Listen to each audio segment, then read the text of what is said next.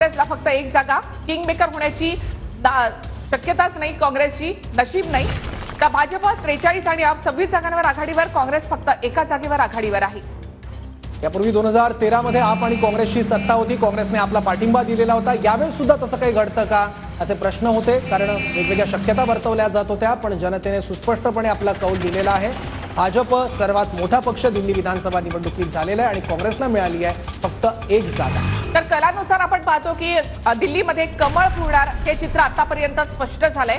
42 जागांवर भाजप आघाडीवर, निवडणूक आयोगाच्या कलानुसार निकालानुसार देखील भाजप 3 जागांवर पुढे आहे।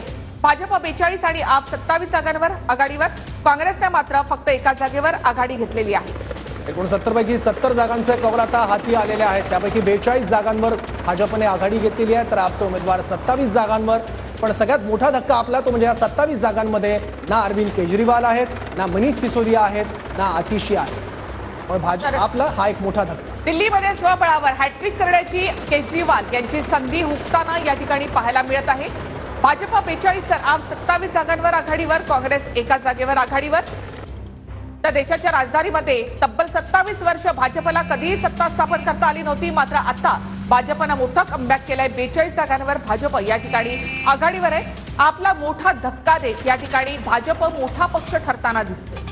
भाजपने जोरदार कमबॅक केलाय। लोकसभा निवडणुकीत जरी दिल्लीकरांनी भाजपला वेळोवेळी साथ दिली असली तरी विधानसभा निवडणुकांमध्ये दिल्लीच्या जनतेने भाजप आणि आता महत्त्वाची बातमी, तासाभरानंतर मनीष सिसोदिया हे आघाडीवर आहे। जगपुरामधून मनीष सिसोदिया आघाडीवर, केजरीवाल यांची पिछाडी मात्र अद्यापही कायम आहे।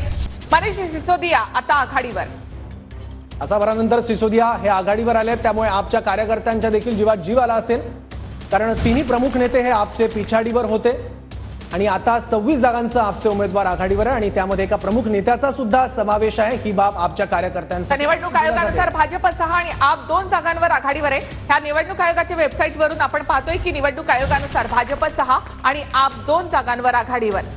तर आपल्या कलानुसार आपण पाहतो की भाजप 43 आणि आप 26 जागांवर आघाडीवर। दिल्लीमध्ये सगळ्यात मोठा पक्ष ठरताना दिसतोय तो भाजप।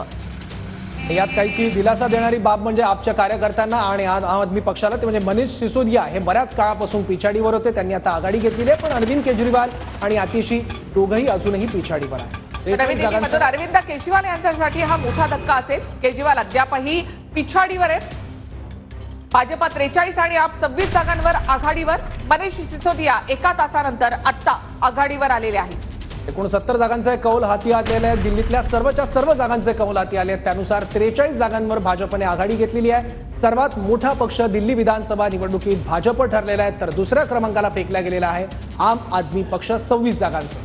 तर भाजप 43 आणि आप 26 जागांवर आघाडीवर, भाजप आणि आप यांच्यामधलीच ही खरं तर लढत। काँग्रेसचा मात्र एकाच जागेवर या ठिकाणी खातं उघडलंय। एकाच जागेवर फक्त काँग्रेस उमेदवार आघाडीवर आहे। आप 27 आणि भाजप 42 जागांवर, काँग्रेस एका जागेवर आघाडीवर। 47